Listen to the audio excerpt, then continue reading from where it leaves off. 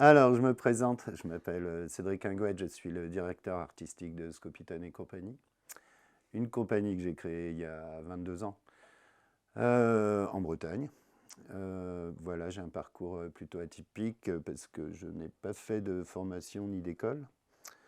J'étais objecteur de conscience et j'ai atterri dans un théâtre qui programmait du jeune public. Et c'est là-bas que j'ai rencontré une compagnie de marionnettes, le Bouffou Théâtre, et avec laquelle je suis parti à la fin de mon objection de conscience travailler. Je devais rester 3 mois, je suis resté 7 ans avec eux et ensuite j'ai décidé de monter Scopiton et compagnie en 2002.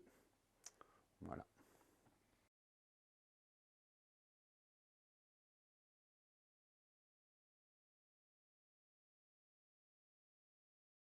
Les réactions étaient plutôt positives parce que on va dire que j'ai pas très bien travaillé à l'école, donc j'avais pas vraiment de formation. Alors je travaillais à la fin de mon objection, j'ai quand même travaillé un petit peu sur les chantiers avec mon père.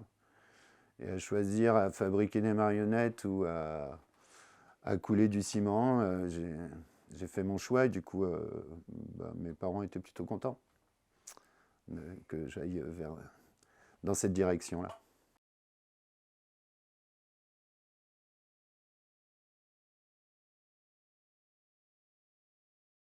Alors, j'ai démarré tout seul pendant 2-3 ans. Ensuite, j'ai rencontré Klaus, qui n'est plus parmi nous, mais avec qui était DJ, avec qui on a travaillé sur le projet de Kamikaze.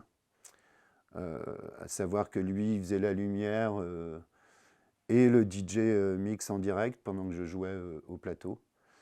Et ensuite, j'ai rencontré plein d'autres personnes parce que j'ai continué à faire des petites formes en caravane et il fallait plusieurs comédiens. Et c'est au fur et à mesure des rencontres dans les festivals ou dans les théâtres que j'ai commencé à côtoyer ce petit microcosme de la marionnette.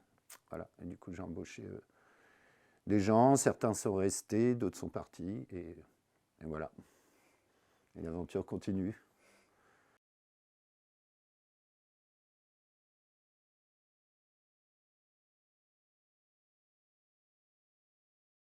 Ouais, je pense qu'il y a une différence quand même, parce que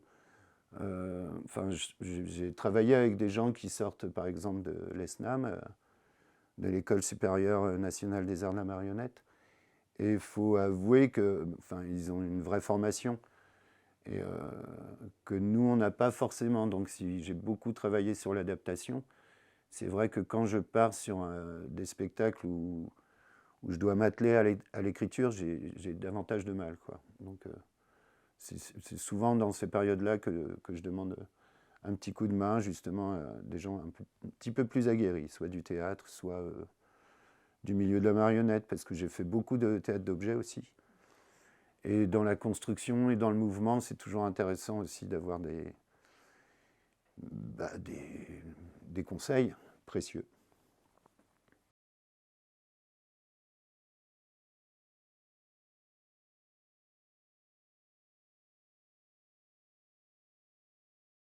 Alors, moi, je suis très attaché au spectacle dit tout public. On peut même dire que c'est un peu la marque de fabrique de la compagnie. Même si c'est vrai qu'il y a certains spectacles moins accessibles, comme Kamikaze ou le prochain qui va venir, Violence. On va dire qu'on les réserve un petit peu plus pour les adolescents et les adultes. Mais je crois que je choisis pas en fait. J'aime bien me dire, je vais faire un spectacle et puis ensuite on voit hein, de toute façon en fonction d'eux, parce que j'ai beaucoup travaillé sur les contes, mais à partir de quel âge il peut être, comment dire, perçu. Et j'aime beaucoup le double langage, la double lecture. Donc il y a beaucoup de clins d'œil pour les adultes dans nos spectacles.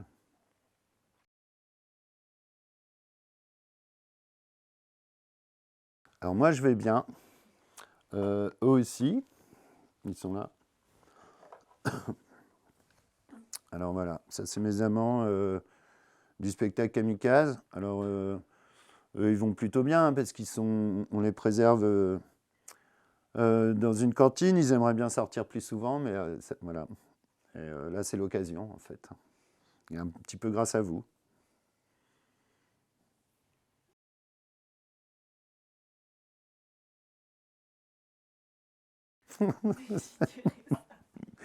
La question qui tue. Eh ben, une marionnette, pour moi, c'est un partenaire, vraiment. C'est un partenaire de jeu, tout simplement. Euh, on va dire qu'il me coûte pas cher. Ça me coûte moins cher qu'un comédien. Et puis, je peux lui faire plein de choses que je pourrais pas forcément faire. Voilà, avec des comédiens et tout ça. Mais c'est avant tout un partenaire de jeu. Voilà. Voilà, je peux pas me par les pieds. C'est beaucoup plus simple. Oui, justement, qu'est-ce que. Je peux lui faire. Hop. Je sais pas si tu y arrives, mais lui ici.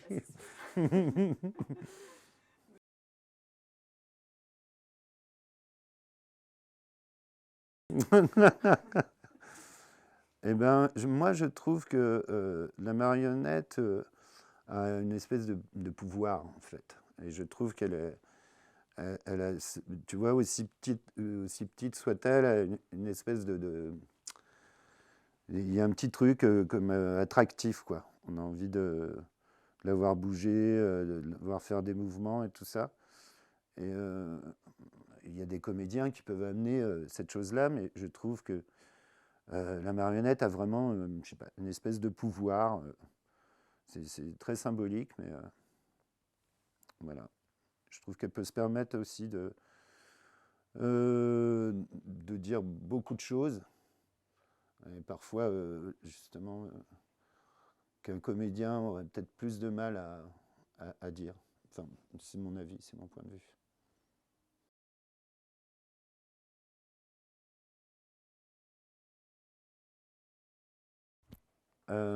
Ouf.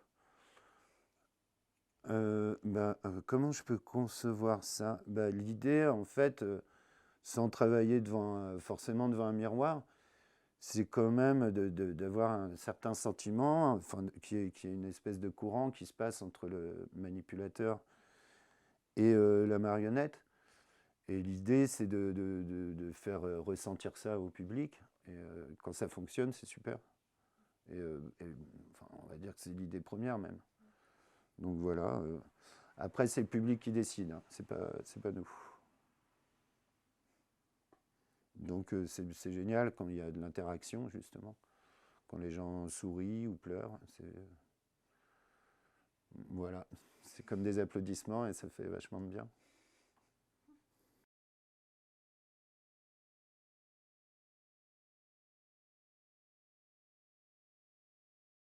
Souvent Une parler. petite guignole. Ouais. Eh ben, qu'est-ce que je peux leur dire? Leur dire d'aller déjà au théâtre, d'aller voir des spectacles de marionnettes. Le cliché est vraiment compliqué à déconstruire, même s'il y a vraiment une génération, on va dire la mienne a déjà fait beaucoup de choses, et celle précédemment aussi. Et là, je trouve qu'il y a toute une jeune génération qui va vraiment encore plus loin et qui aime bien casser ses codes de la marionnette. Et je trouve qu'il y a des esthétiques. Puis on arrive dans des grands théâtres, sur des grandes scènes nationales. Alors qu'avant, on avait un petit peu l'image d'Épinal, du petit Castelet de Guignol dans la rue, quoi. Mais ceci dit, Guignol, c'est très bien aussi. Mm. Vraiment. C'est les premiers. C'est les premiers, comment dire, Guignol, justement, pouvaient se permettre de dire beaucoup de choses aux gens de la rue. C'était les premiers, comment dire. Ah, euh, je ne vais pas trouver mes mots, mais c'était les premiers à faire une critique générale de, justement, aussi bien des politiciens que. Voilà.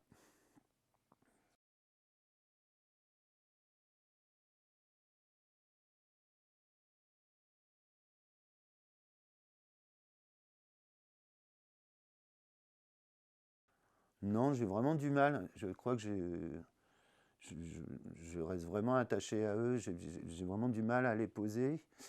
Et on va même dire que euh, quand je fais des spectacles et tout ça, même en théâtre d'objets par exemple, euh, ça fait beaucoup sourire mes partenaires. Mais je sais par exemple que j'ai horreur qu'on me jette les objets. Je trouve qu'il y a, je trouve la symbolique moche. Et puis, donc même dans le théâtre d'objets, j'aime bien qu'on sache les poser au bon endroit. Et je préfère qu'on les pose, même s'ils doivent sortir du jeu, que de les jeter. Je trouve ça un peu simple en plus. Donc voilà, je suis très attaché à mes partenaires de jeu.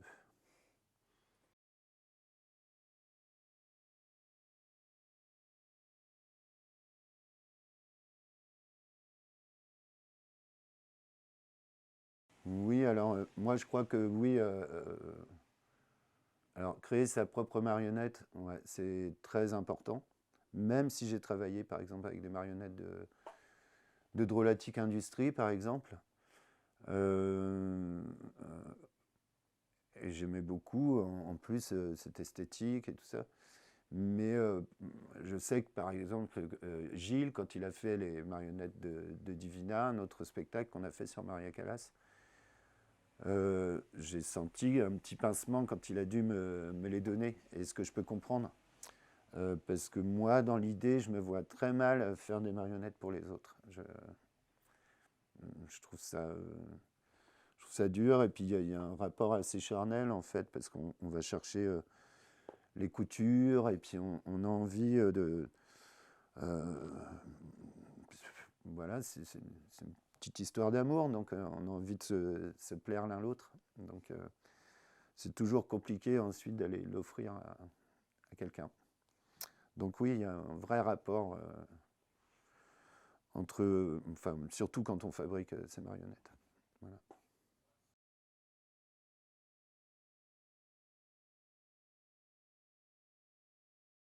Alors, sur les matériaux, je voulais vraiment travailler avec l'œuf, parce que Kamikaze, en fait, l'idée c'était de montrer de représenter la population humaine, mais et je trouvais la symbolique de l'œuf plutôt chouette, à savoir qu'un œuf frais, on ne peut pas le casser comme ça dans sa main. Je ne sais pas si vous le savez, mais il y a un truc très fort et il lui suffit juste d'un petit coup et là il va. Et du coup, j'aimais beaucoup cette symbolique-là du côté friable et puissant à la fois, et je trouve que ça représentait assez l'humain. Et du coup, j'ai beaucoup travaillé autour de l'œuf. Et ensuite, j'avais besoin de marionnettes pour faire bouger ses œufs. Euh, et puis, et puis pour vivre autour de ce chaos, parce que c'était une espèce de chaos en fait, kamikaze. Mais au milieu de ce chaos, il fallait une petite touche d'amour. Et du coup, eux sont arrivés. Alors, je ne fais pas beaucoup de croquis. Euh, L'idée, c'est que je travaille beaucoup avec les cornes marionnettes aussi. Et puis, il faut savoir que dans la compagnie avec laquelle je travaillais précédemment, on leur coupait la tête aux poupées pour récupérer leurs yeux, pour les mettre sur des marionnettes, un peu comme celle-ci, là, justement. Là, on a récupéré des yeux de poupée. Et à cette époque-là, il me restait ces pauvres cadavres. Voilà, donc j'ai décidé de les vider. Et puis, c'est venu tout naturellement, les coquetiers. Et voilà, et le contrôle derrière. Et il faut savoir que j'ai passé des heures et des heures dans mes chambres d'hôtel ou à la maison à refaire des coutures et à m'entraîner à les faire marcher jusqu'à ce que j'arrive au résultat escompté.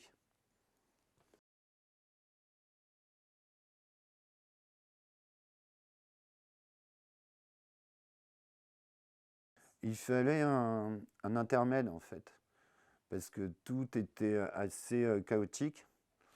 Il y avait beaucoup de dégâts Et au milieu de tout ça et d'une musique un peu, on va dire, plutôt techno et rock'n'roll, il fallait mettre une touche de... Il fallait que ça se calme. Et du coup, on est passé sur on va dire un truc un peu cliché, mais justement sur ces amants-là, qui se rencontraient au milieu de ce Capharnaüm. Et pour le coup, là, on a amené une musique, on va dire, plus classique, parce que c'était les gymnopédies d'Eric Satie. Et ça permettait aussi, et moi, et pour le coup, le public aussi, de respirer. Parce que c'était un peu tendu comme spectacle. Et c'est important, la respiration dans un spectacle.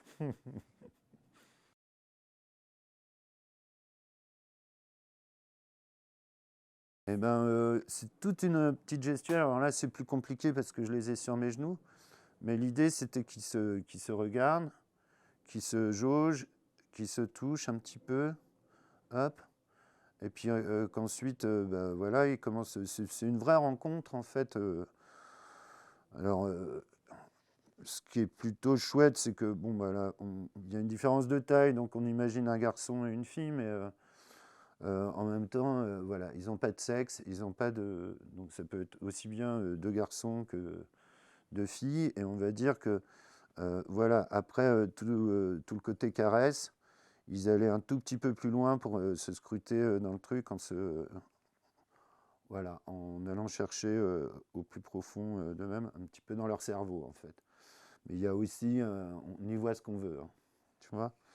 On peut aussi voir un truc un peu plus charnel, et là, pour le coup, les deux vont scruter dans la tête de l'autre.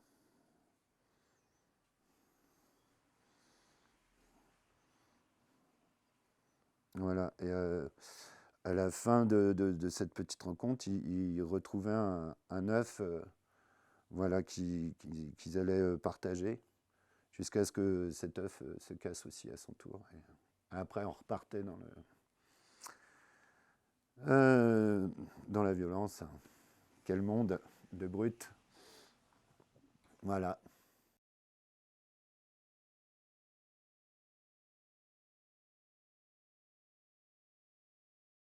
Non, c'est la découverte d'un des personnages, en fait.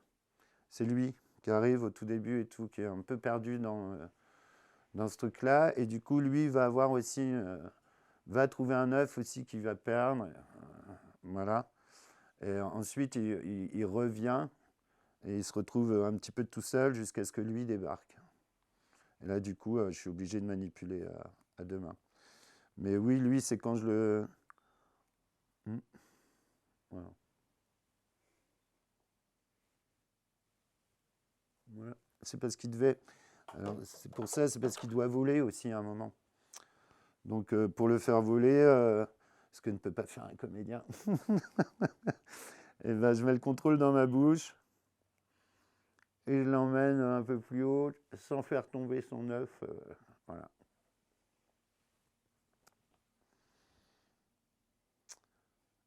Et s'il tombait, il tombait. C'était aussi le principe du spectacle.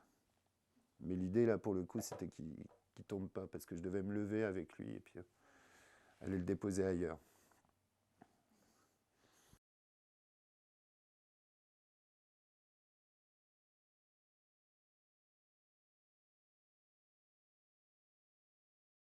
Alors non, c'est pas un prolongement du corps et tout.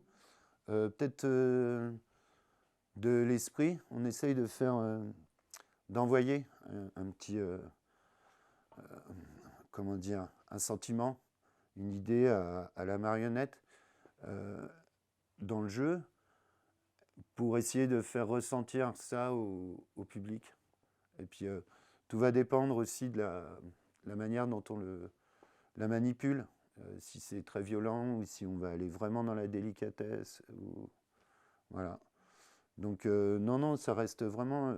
c'est pas un prolongement du corps, c'est plutôt essayer de partager des idées communes avec la marionnette.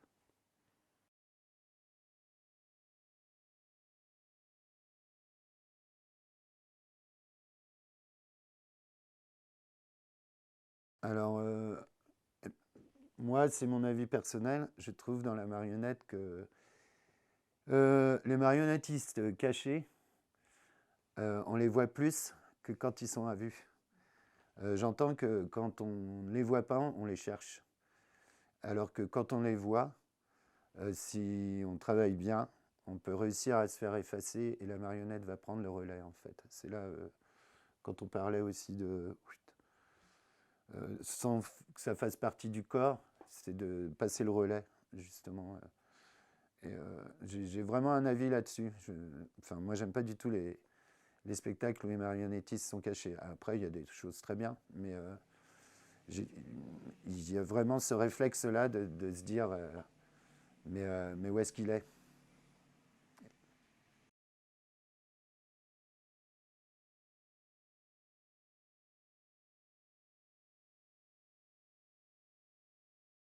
Alors moi, je les ai beaucoup amenés avec moi, ouais, en tournée, ouais, ouais. Après, il faut savoir se séparer aussi. Et puis passer à autre chose, tu vois, là, je suis avec des grands manteaux, alors c'est plus difficile à mettre dans une valise. Mais j'avais une vraie relation avec eux, ouais, ça c'est sûr.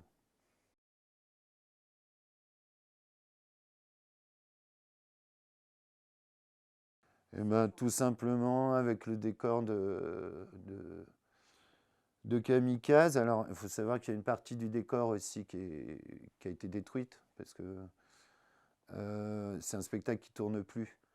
Donc, on a des espaces de stockage pour les spectacles. Mais là, je dois en être à 14 spectacles en 22 ans. Et si je dois tout garder, il me faudra un énorme hangar. Et tu vois, déjà, on a déjà un bel espace de stockage. Mais parfois, il faut savoir dire au revoir à certains spectacles, même si c'est dur, hein. Ça, c'est pareil. C'est un crève-cœur. Par contre, les marionnettes restent. Je suis très attaché. Je ne me vois pas détruire une marionnette. Vraiment pas. Ah, 5 ans. Et ensuite, j'ai fait un petit. J'ai décidé de faire une deuxième petite version que j'ai appelée K2, mais parce que j'avais vraiment envie de ressortir les marionnettes principales en fait. Et puis on va dire que c'est elles qui ont marqué l'histoire de Kamikaze au tout début. Donc j'avais envie de faire ce qu'on appelle une petite forme sur table, rapide, où on va dire c'était moins chaotique, mais les rapports étaient quand même pas si évidents que ça en fait. Mais pour le coup là j'ai vraiment centré l'histoire sur ces deux personnages. Donc on n'est pas à l'abri qu'ils reviennent, même si je les ai beaucoup utilisés. Mm.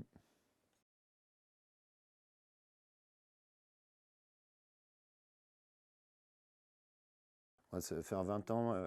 Ouais. Et encore, là, on va appeler ça un diptyque parce que là, ça va être la deuxième partie. Kamikaze avait un point d'interrogation à l'époque, mais aussi, on va dire que on était dans une espèce de monde fou. Alors, non pas qu'il ne soit rien passé pendant 20 ans, mais je trouve que bah, je vieillis déjà, d'une part, et je suis devenu papa, et je vois le monde en ce moment, et ça a réveillé beaucoup de choses par rapport aux questions que je me posais par rapport à Kamikaze, et toutes mes petites frayeurs quotidiennes. Donc j'aime bien amuser la galerie, on va dire. On fait même beaucoup de spectacles qui font rire, mais j'aime aussi me poser des questions parfois, et là c'est vraiment le moment. Et du coup, après Kamikaze, je vais faire Violence. Alors Kamikaze, il y avait un point d'interrogation, savoir est-ce qu'on est tous kamikazes, est-ce qu'on est comme ça. Violence, il y aura un point d'exclamation parce que je trouve on commence à aller un peu loin, je trouve, dans cette nouvelle période humaine. Et puis ensuite, on verra le dernier. Si je suis pas mort d'ici là, mais quand je serai plus vieux, on essaiera de faire un condensé de ces interrogations, ces affirmations autour de, de, de mes frayeurs et de nos frayeurs contemporaines, on va dire.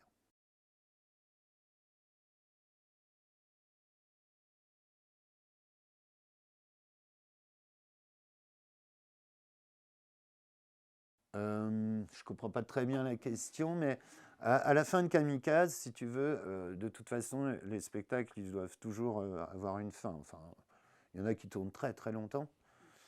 Et preuve en est, hein, nous, on en a qui ont tourné vraiment très longtemps.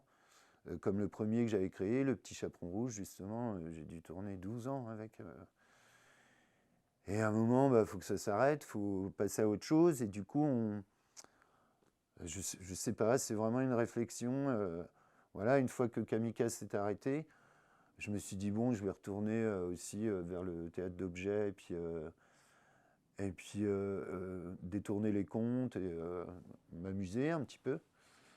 Et là, Violence, ça naît vraiment aussi d'un questionnement, mais c'est aussi pour ça qu'il est, quand on en parlait tout à l'heure, au niveau de l'écriture, c'est plus compliqué, parce que justement, c'est beaucoup de réflexion mise sur papier, et du coup, il faut réussir à tout mettre en commun, faire un condensé, puis essayer de faire un spectacle avec. Et je suis dans cette phase-là.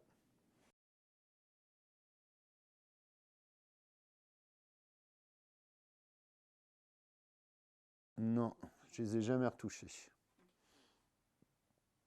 Tu vois, et j'ai envie de te dire, non, je vais mentir parce que elle, j'ai dû la nettoyer. Mais tu vois, celle-ci, je ne l'ai même jamais nettoyée. Voilà, elle a 20 ans de saleté sur elle. Voilà, que celle-ci, si, on voit bien, parce les petites pattes, elles sont plus noires d'habitude. Donc voilà.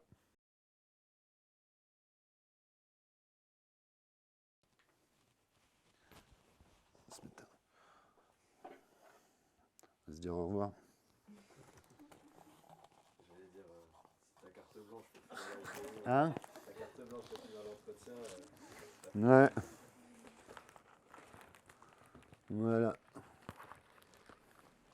Alors après mes amants, le travail sur Violence, on est parti sur du craft, parce que j'en ai récupéré plein. Le scotch, armature métallique, et puis là, on est dans la recherche au niveau des têtes.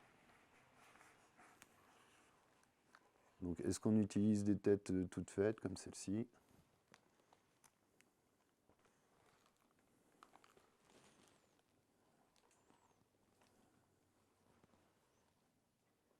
Tu vois?